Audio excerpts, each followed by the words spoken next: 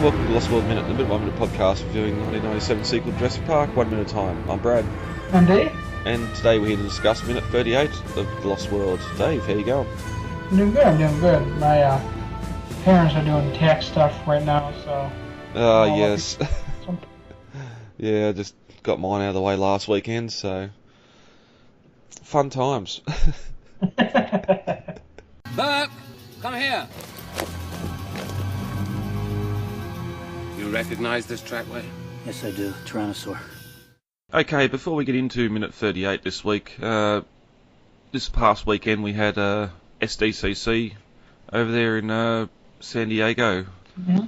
The mecca for all things collectible, geeky movies and everything else, and of course Chronicle Collectibles was there with their Jurassic stand. Now, in the display we had some returning items that we knew were coming. The night vision goggles, Hammond's cane, the breakout T-Rex was there as well. Mm-hmm. Or some of it, they didn't have the fence behind it. But there was some new things as well. Now, there'd been pictures coming out the last few weeks of them painting up a 1/5 T-Rex full size maquette from Jurassic Park. Now we didn't actually think at the time that it was going to be a full production run. It was just something they were doing for fun. But no, they're definitely doing it. It's a 1/5 T-Rex. There's no price released yet, and it's massive. It's huge. Yeah, well, I think it's based on the. I think it's from the same mold as the 1/5 maquette from Stammerton Studios. It's certainly shaped the same as it. Yep. Now there has been some debate over colour once again.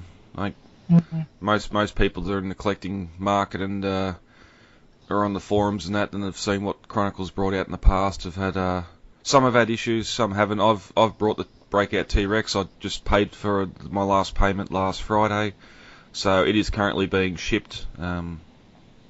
Colour aside, the mould still looks good, and it's something Jurassic, so I've got that coming. So, Manuel Unda of Jurassic Repaints, or Jurassic Park Repaints, I mean, and he's currently repainting a friend of ours' breakout T-Rex, and it just looks magnificent. Yeah. I mean, the sculpt is great. It's just unfortunately the paint isn't. Yeah. But once that's been painted in a real nicely, it looks beautiful. Yeah, and I've said before, I'd love if they released an unpainted version as well at a fraction of the price. Like the breakout Rex was $545 or something, which ended up costing me nearly $700 just to get it, just with the currency conversion and all that stuff. But I would have quite happily paid $400 for it and then had paid another $300 for someone to paint it. But that's not how this sort of stuff works. But also in display they had a 1/5 Indominus Rex as well. I'm guessing it's 1/5 because it's dwarfing the breakout Rex as well. Yeah, I'm not sure what scale it is, but it looks beautiful. Yeah, and it's odd they done it in some sort of attack or defense pose, whereas the T-Rex is just the maquette's like sitting there with its mouth half open, like it's not really in any pose at all. No, it's in a very plain kind of regular, just kind of conceptual pose, you know? Yeah. Well, speaking of conceptual, that would also explain why the color is. The references that Chronicle used were from The Lost World. And so when you see some of the in-production photos of it and some of the comparison photos of it, you can see that they used these reference photos of the maquette that became it was made for the first film, but it went on to be, it was rejected and used later for the female for The Lost World, and that's why this maquette now has darker striping than Rexy and has a bit of a more orangish color, because this maquette was not originally used for the first movie. Yeah. I wish I'm just looking at some photos here that we got on the weekend. I haven't gone digging too deep into officially released Chronicle press release photos or anything like that, but it looks like there's a smaller, same size as the Breakout Rex, a T-Rex and Indominus in the fight scene, sort of similar to the, I think it was the Amazon exclusive Jurassic World DVD box set. Yeah. Well, they're unpainted for now, but right now they're going to be a like Jurassic World Final Fight set. Yep. Probably be same as most of their other stuff, around 500. And so it's the bad thing is that Chronicle is actually thinking of making Blue separate or not at all. And so I don't like that idea. I think that Blue should be part of that set. Yeah. With the Rex and Indominus. Mm-hmm. Yep. Because one thing that wasn't here was their Owen and Blue, which is up now for purchase for 400 on their site, but it's not. It wasn't on display here as much as I can see anyway. There's two human figures standing there on that second shelf too that I can't see. One looks like they're dressed in black, but I reckon they might be producing an Ian Malcolm. I think I did hear that. Yes. Yeah, I know they want to do the whole cast, but you'd think if they'd done a Malcolm, someone would definitely take a photo of it instead of this big group photo. But other things we can see. One new addition here that I haven't seen before is the sick Triceratops laying on its side. Mm-hmm. Again, the sculpt looks magnificent.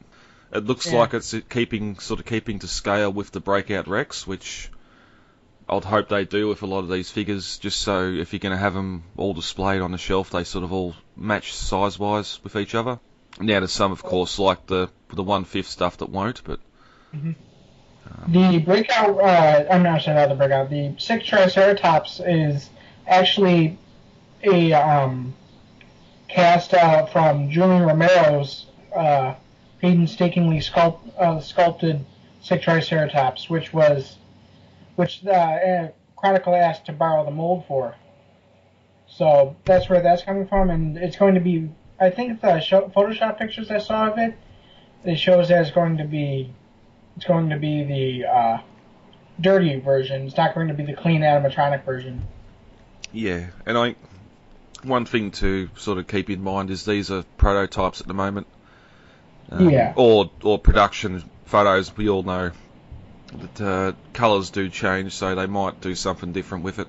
But it's good to see. It's not listed up on their website yet, so I don't know how much it's going to be. It's probably going to be another $500 piece as well, even though it's only half a dinosaur. But and the other thing they've got here on display is the free baby raptors, the 1-to-1 raptors that all come in a set. Now I'd sort of hovered on the outside with these, contemplating getting them or not, and I don't know if there was a colour change or the original photos I've seen were just, again, prototype colours, but I thought their main colour was that olive drab sort of colour. But it was only when I got on their website. They were originally that kind of sandy beige. Yeah, well, I realised that when I went to the website, and now I'm holding off. There's these and another statue that was at SDCC that I really want to get. But yeah, I haven't quite hit the purchase button on the baby raptors yet. More so priceless, $650, so it's going to be nearly $900 by the time I get them here, which is a big commitment. But some of the other stuff on their site too, like they got the 1-to-1 raptor bus for $1,200, and the T-Rex female bus still there for $750. But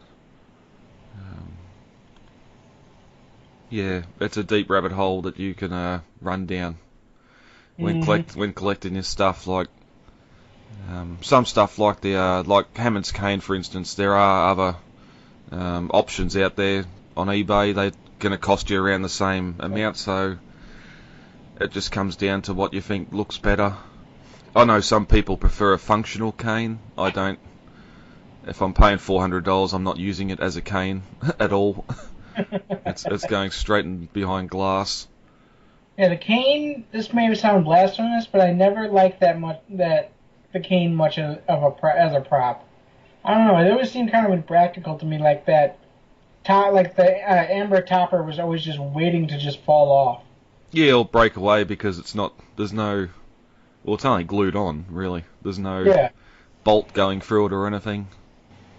Yeah, exactly. Yeah, like when I had some spare cash, I jumped on the Barbasol can before I was ever thinking about the cane. Mm-hmm. And I'd probably think about the night vision goggles again before I thought about the cane as well. Mm-hmm. Now, some interesting stuff that I know fans have talked about wanting to see is, for example, I remember talking to a friend of mine. He said he would love to see a small diorama of from the first movie when the T-Rex smashes through the tree chasing after the Jeep. Yep. And that would look really cool. That would look really cool.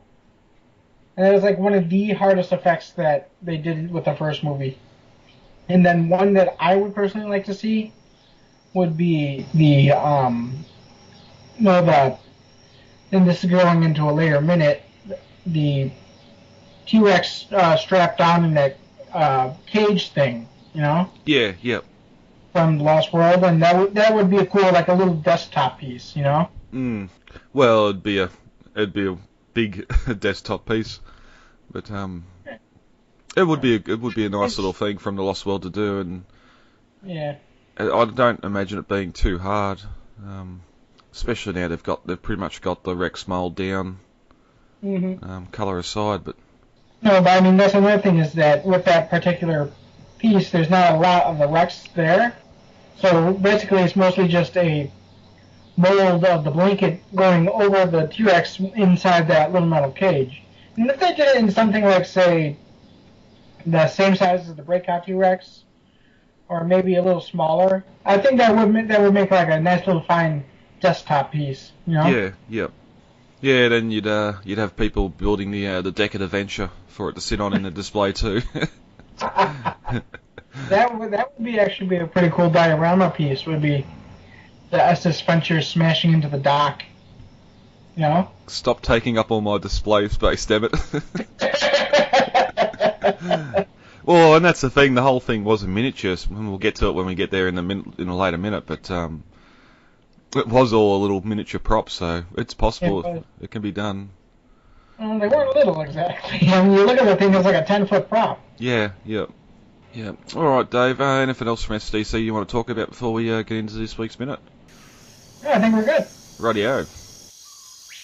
As we entered minute 37 of Lost World, Dieter and Carter in the outrigger had caught up to a parasol office, and after extending the Jeep outwards, and shot it with a tranquilizer dart.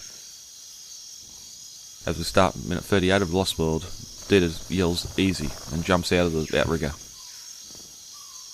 At 37 minutes and 7 seconds, he yells, "Go for the legs, watch the tail," as snaggers surround the animal and try and get a noose over its head. At 37 minutes and 10 seconds, the command jeep quickly pulls to a stop. Roland and Ludlow jump out and look in awe at the large animal that's about to be captured. At 37 minutes and 20 seconds, one hunter attempts to throw a net over the animal's head, in which it ducks. The animal then raises its head and swings around to the right, taking two hunters that had got snares around its neck with them. They fly in a big arc and touch back down, safely on the ground. While this is happening, another group of hunters manage to get two ropes onto the animal's legs, and with one swift pull the legs out from under the animal, and it hits the deck hard. At 37 minutes and 31 seconds, as the animal hits the deck, we cut to Sarah Harding looking for binoculars up on the rock outcrop. His team's not impressed by what they've just seen. At 37 minutes and 46 seconds, we cut to a puddle in the ground. RJ's head slowly comes on the screen in a reflection. The camera pans across to Roland's reflection, also in the puddle, and we realise that it's not a puddle at all, but in fact a T-Rex footprint. At 37 minutes and 58 seconds, Roland yells over his shoulder, "Burke, come here." We cut to Robert Burke, kneeling on the ground in front of Dieter Stark. He gets to his feet and runs to Roland's side. And this ends minute 38 of The Lost World. Alright, so as we left off minute 37, Dieter jumps out of his jeep. He's passed by a handful of hunters that just climbed out of one of the Unimogs that had been following, and they run to the animal's side. he's yelling to him, go for the legs, watch the tail, and the command jeep flies to a stop behind him, brakes heavily. Roland and Ludlow jump out. Again, neither of them wearing seatbelts, and Ludlow's just looking there, mouth open, stunned disbelief at the animal in front of him. Yeah, he's gaping at it. I don't think he's seen the dinosaurs before, actually. Before this moment, before the hunting, I don't think he's actually seen them. Yeah, well, it'd really only be stories from Hammond. I'm sure, even in '93, and a lot of the promotional stuff for Jurassic Park had in-universe stuff had Kodak as a sponsor, so you've got to imagine that there's photos, at least. InGen would have to have a secret file or something at the headquarters of that, but again, like, photos don't do justice. They don't do it justice. Yeah. But yeah, he's there in stunned disbelief. Like, again, the realisation that these things are here, they're real, and in the Paris case, they're big. And we cut back to the parrot being surrounded by the hunters, ducks its head as a net's thrown over the top of it. Someone's tried to... I don't know if it was a net launcher or someone's just thrown it. I didn't hear any guns going off, so... No, I didn't either. I think it's just some hunter thought, I'll just throw this little net over it. It's almost, it's just as amusing as in Jurassic World when one of the hunters shoot the net launcher at the front of the I-Rex while they're trying to capture it. It's like, yeah, okay, you're outgunned and you're outsourced here. Yeah. But it's just, again, one of those little details that I've missed watching it on the small screen. And we've got, somehow, two hunters have already got snares over its head. And the animal rises up and turns to the right, picks the two hunters up and sends them on a bit of a swing. Yeah. Before they land safely back down on their feet. Yeah, again, with the pole, it almost reminds you of that children's pole where they go and swing around it, you know? Yep. But then we get the hunters bringing it down, and when you can notice that when they kind of just snap it down onto the ground, one of the hunters is still looking up in the air. Oh. In the back there. Yeah, it's a funny scene. There's a lot going on. Because a lot of the times you're sitting there watching those guys fly, and a lot of the times that's what I've been watching. But if you actually watch what the hunters are doing, as it lifts its head and picks the other two up and sends them for a swing, the hunter's actually running underneath it, tying ropes to its legs and getting back out of the way before the guys hit the ground again on the ropes. But and they do a big yank and pull the feet out from underneath it. Yep. Stirred reactions from from Malcolm's team. Yeah. Yep. The sad grumpy faces, or Eddie's got a frowny face, I say. Like a big frowny face too. Yeah, and sort of even Sarah, she's looking through binoculars and sort of looking upset about it. Yeah, she looks unhappy. I think Kelly sort of isn't quite sure what she's looking at. She's just got a bit of a bland look on her face. But yeah, it's definitely been a talking point. A lot of people, when you bring up the Lost World or the going in and getting the animals, it's the cruelty shown here. I don't really see it as being that cruel. Again, we've said before, they're not going to be trying to damage or purposely damaging the animals before they get shipped back to San Diego. It's sort of no different to wrangling a steer or something, pulling it to the ground. It's probably better than sticking another dart into them. Yeah. Just because you don't know what that second dart's going to do. The two darts, put the T-Rex in a coma, so, and the Parasaurolophus is of similar size but of lesser weight. Yeah. Yep. You could say there's more of a, there'd be more emotional damage here at this point where you've had just the vehicles come on scene and racing around the herd and sort of scaring the animals into all directions, but because again, a lot of these animals would have been infants, if that, when people were there last. As we get from Burke in a bit here, but it's also good too. One thing I hadn't noticed before is this whole scene happens with Ludlow standing in the foreground, just so you got that scale as well. As the hunters are swung and the para's brought down. and we get a little bit of the sad music as we cut to the other group still sitting up on the rock watching the action happen. Mm-hmm. And then we get a nice transition into a footprint with some water in it, and RJ's face slowly sort of peering into the footprint, which I thought was very well done. It's sort of reminiscent of the what we see of the T-Rex footprints at Jurassic Park with the T-Rex escape. No impact ripples in the water, but when you see that footprint, it brings back, yes, that's right, we do have T-Rex here. Yep. And if you look closely, and we can talk more about this in the next minute, but when they do that pan back and they're all arched over that footprint, you can see baby footprints. Oh. The baby's footprints, yeah, if you look closely. That's interesting if that's the case, because Roland says later on when we get to the nest that the baby's young and probably never even left the nest, but this would confirm that it's at least gone out to the game trail and back on a wander. Well, the baby's also learning how to kill at this point. Yeah. The father's teaching him how to kill live prey, so it would make sense that he's bringing half-dead prey back to the infant to kill. You know. That'd be another great scene, just seeing the Rex hunting.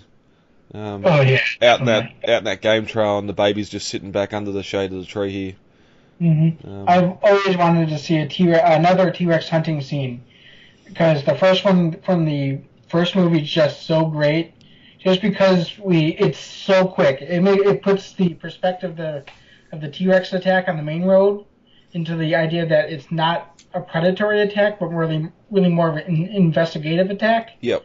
Because the T-Rex is she's slow to come out of the paddock. She's just kind of nudging the car, but the car is almost really more of a squeaky toy to her, you know? I mean, she nibbles at this, bites at that, kind of reminds you of a dog with a bone. But when she's hunting with the Gallimimus, bing, bam, boom, it's like 4 seconds. Yeah. Between the tree line to the time she bites down on the Gallimimus, it's like 4 or 5 seconds, and that's really how quickly it happens, too. Yeah, and we get Grant's line from the movie. T-Rex doesn't want to be fed; it wants to hunt. Can't suppress 65 million years of evolution. Got instinct. Yeah, and it is sad that we haven't had it yet. Yeah. It's sort of like the same thing with the raptors. It took until Jurassic Park 3 before they actually got them out in the open and let them run and put it on screen. Yeah. But again, it's a 5-second bit where they're not really clearly animated, I'll say, where they run out into the herd, and more of the focus is of the people running slowly amongst the herd and being knocked over by stampeding animals. And it's just, again, it's sad you've waited until the third movie to show that and haven't really done it that well. But that's a discussion for another day. It'd just be great to see, especially here you've got the game trail, the whole danger Roland's putting forward as it being a game trail and hunters hunt on game trails.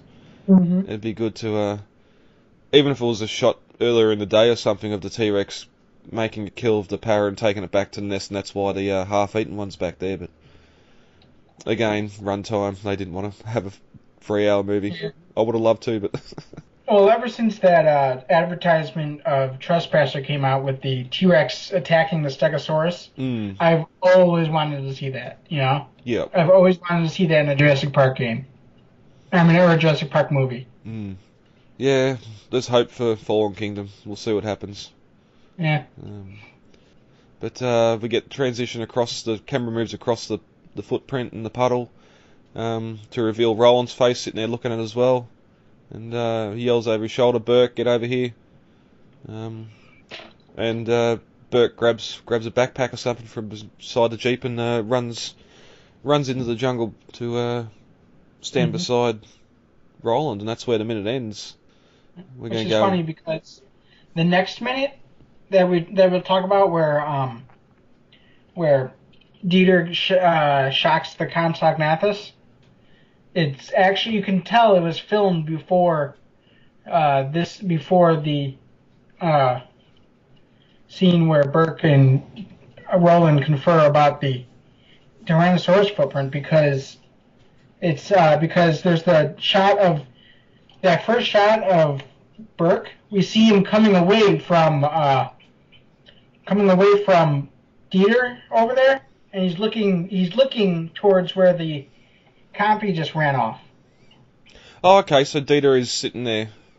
I didn't notice that.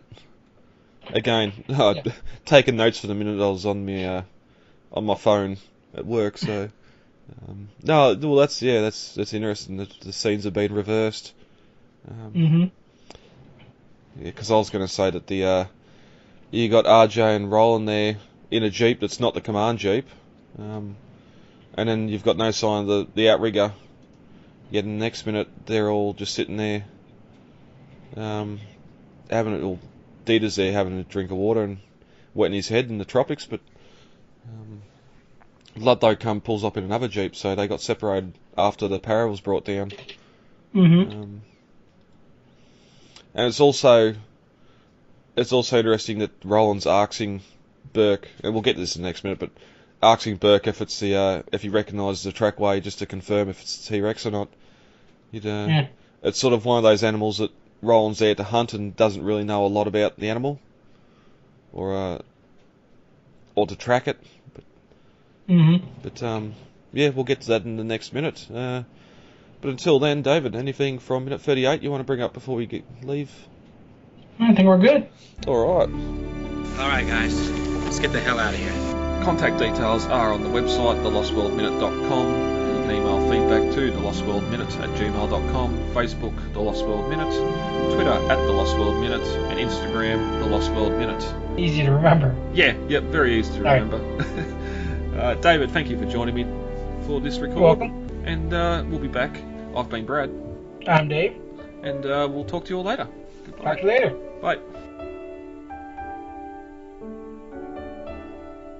It is absolutely imperative that we work with the Costa Rican Department of Biological Preserves to establish a set of rules for the preservation and isolation of that island.